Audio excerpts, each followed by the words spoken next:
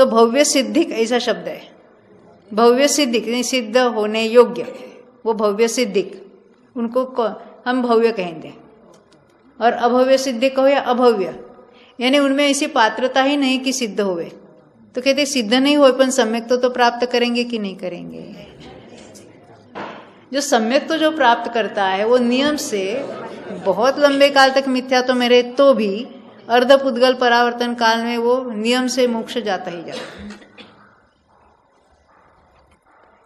तो लोगों को यही डर लगता है ना, मैं अभव्य हूं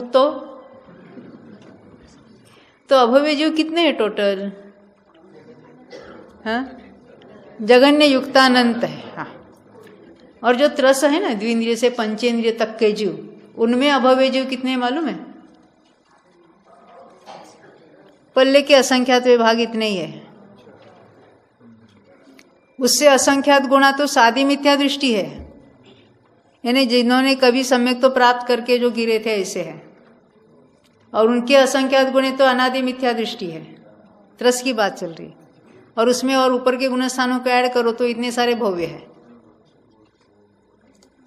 देखो, आपको शायद मालूम नहीं होगा, किसी ने कभी सम्यक तो प्राप्त किया है। देखो, सम्यक तो भी होकर छूट सकता है असंख्यात बार, 5वां गुण स्थान भी होकर छूट सकता है असंख्यात बार।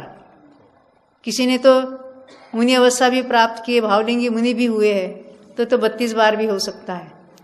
और उपशम श्रेणी चढ़ के उतरा हुआ है अनादि से आज तक, तो यानी अर्धपुद्गल परावर्तन में 4 बार हो सकता है, अधिक से अधिक। एक भाव में किसी का होगा तो 2 बार होगा।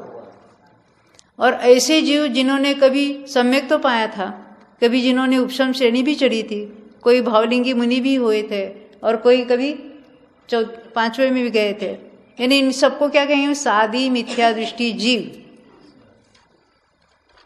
ये अभी कितने पड़े हैं मालूम है? यानी जिनका अर्धपुद्गल परावर्तन काल चल रहा है, ऐसे अनंत जीव है। यानी वो कहाँ हो गए? निगोद में हो गए ना। वर्तमान में निगोद में ऐसे जीव पड़े हैं जिन्होंने कभी न कभी सम्यक तो प्राप्त किया था, कभी न कभी किसी ने श्रेणी चढ़ी थी, कभी न कभी भावलिंगी मुनि हुए थे।